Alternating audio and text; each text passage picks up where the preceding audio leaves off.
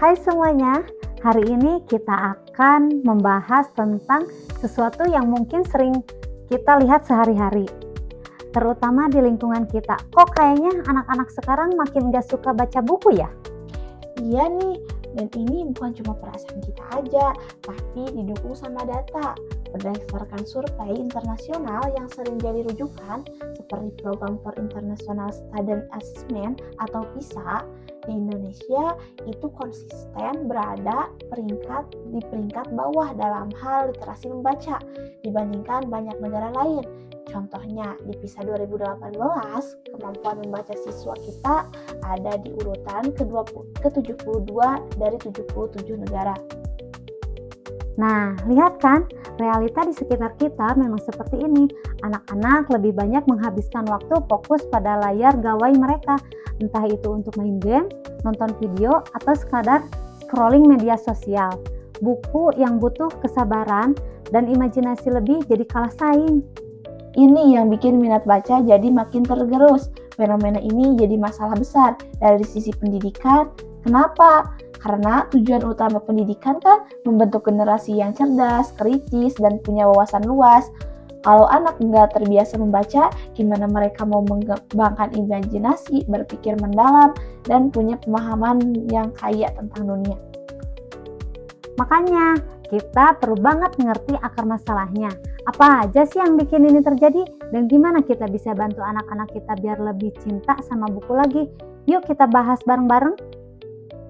Oke, kalau kita lihat dari kacamata landasan pendidikan, masalah ini tuh kompleks. Pertama, dari sisi landasan filosofis, kan tujuan pendidikan itu membentuk manusia yang utuh. Membaca itu bukan cuma soal menyerap informasi, tapi juga melatih kesabaran, ketekunan, empati, kita saat ikut merasakan cerita tokoh, dan kemampuan merenung. Betul, kalau anak kita terus-terusan disuguhi konten digital yang serba cepat, visualnya menarik dan interaktif seperti yang kita lihat di video tadi. Mereka main gawai, mereka jadi kurang terbiasa untuk berjuang, memahami teks yang butuh konsentrasi. Ini bisa menghambat perkembangan kemampuan kognitif jangka panjang seperti fokus pada daya ingat serta kemampuan imajinasi.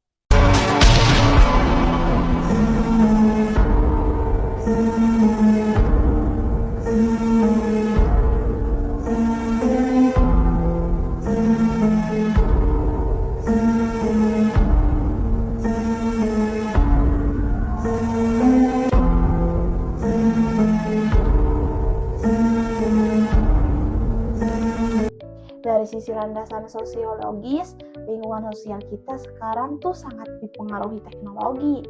Gawai jadi pusat perhatian, sumber hiburan utama, buku yang butuh upaya lebih untuk dinikmati jadi kalah bersaing.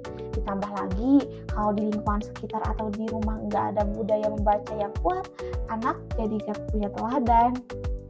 Nah, ini juga berkaitan sama landasan psikologis.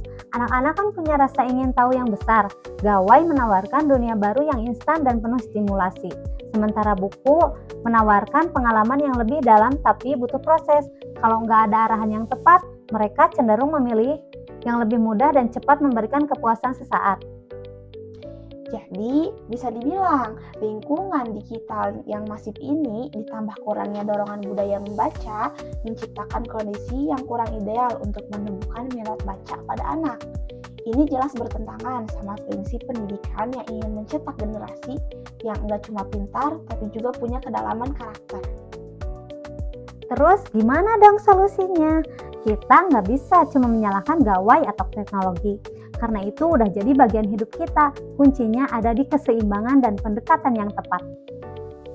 Betul, di lingkungan sekolah, guru bisa jadi agen perubahan. Caranya gimana? Pertama, berkarya sudut baca. Bikin pojok baca di kelas yang menarik, gak cuma buku pelajaran. 2. Program kreatif. Adakan kegiatan seperti lomba resensi buku, diskusi buku mingguan, atau bahkan book trailer versi anak-anak. Terus integrasi teknologi. Gunakan teknologi untuk mendukung membaca.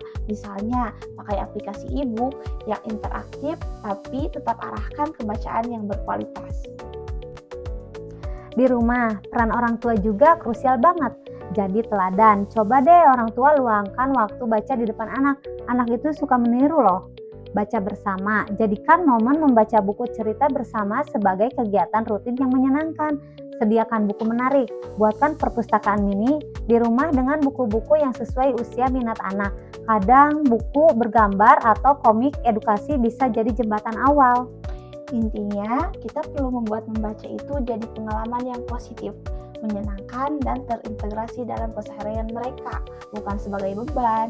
Kita bisa ajak mereka main layangan di luar seperti yang kita rekam tadi, tapi juga dampingi mereka menemukan keasikan di dalam buku. Jadi, tantangan minat baca ini memang butuh perhatian kita semua, mulai dari diri sendiri, keluarga, sekolah, sampai masyarakat. Yuk kita sama-sama ciptakan generasi yang gak cuma melek teknologi, tapi juga kaya akan wawasan dan kedalaman karakter lewat buku, karena buku itu jendela dunia, dan kita ingin anak-anak kita bisa melihat dunia lebih luas. Sekian penjelasan dari kami, terima kasih banyak udah menyimak video kami sampai akhir. Mohon maaf kalau ada salah kata. Wassalamualaikum warahmatullahi wabarakatuh.